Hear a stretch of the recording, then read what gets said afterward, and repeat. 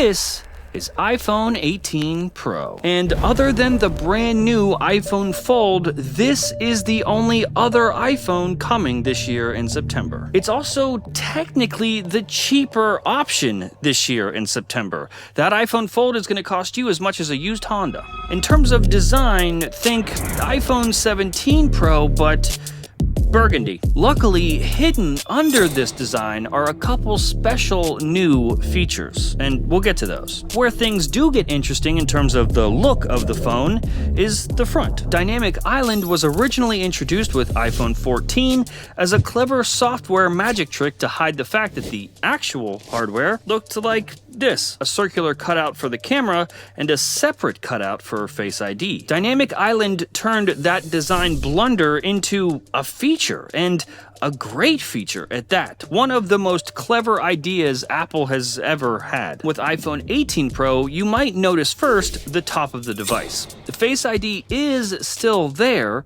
but now it's here. Face ID seems to be heading under the display this year, leaving only the front-facing camera visible, which will be moved over here to the left. Okay, so then what about Dynamic Island? Well, at this stage, obviously, Dynamic Island is too integral to the actual software experience itself. It's one of those things that helps make iPhone feel like the iPhone. So that is staying, but it's also moving. Overall, smaller because it doesn't have the Face ID array to compete with, but functionally, effectively, it's the same. This slight change to the actual physical design of the phone reminds me a lot of the jump from iPhone 13 Pro to 14 Pro. The only way you and your friends will know you have the new one is the front. There is another way that you'll be able to tell which iPhones are new this year: color. Apple is testing 3 new colorways for iPhone 18 Pro: burgundy, brown, which is just a burgundy or burgundy,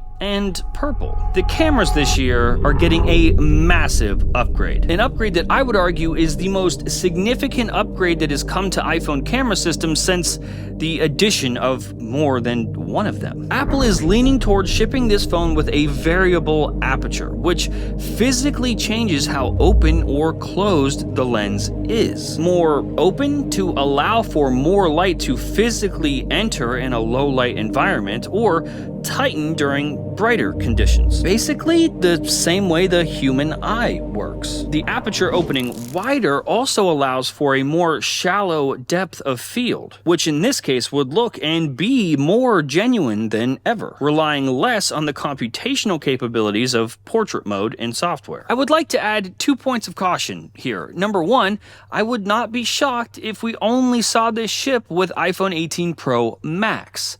And number 2, I happen to know that they also tested this last year with iPhone 17 Pro, and obviously this did not ship with that device, so do with that information what you will. There is so much more iPhone 18 Pro to talk about, and we'll do that after hearing from today's sponsor. Out of all of the VPNs on the market, I use one of them: Surfshark. From all the benefits of a VPN, like hiding your IP address, accessing geo-restricted content, public Wi-Fi protection, and general online security, you're smart. You know why VPNs are important. I'm just here to tell you that Surfshark is the one that I use. It's the one that I trust. Use across unlimited devices, desktop, phone, or tablet.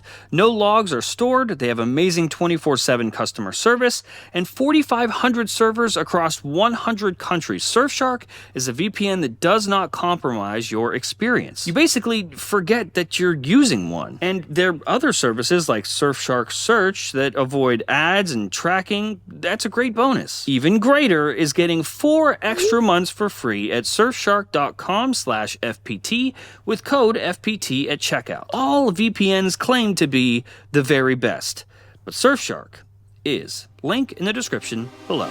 Camera control on iPhone 18 Pro is getting slightly tweaked this year. As of right now, the camera control button on your iPhone responds both to touch gestures as well as pressure. But turns out that's kind of a clunky experience in use and also costs Apple a lot of money to make. For iPhone 18 Pro, they're simplifying the dynamics of this button. By removing the capacitive functionality, Apple saves on manufacturing costs, but more importantly, repair costs, leaving us only with the pressure sensing functionality. To go along with the iPhone's incredible computational prowess, this year's model ships with the A20 Pro chip built off a 2nm process. So as is with every year, this year's new iPhone will be even faster, more efficient, leading to better battery life.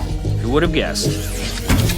Apple will also finally be replacing Qualcomm inside of the Pro iPhones, shipping this one with the new C2 modem for faster, more efficient cellular connection. But it also means that Apple doesn't have to pay Qualcomm anymore, which is the real reason. But perhaps the biggest change coming to this year's new iPhone 18 Pro is happening more so under the radar. Literally.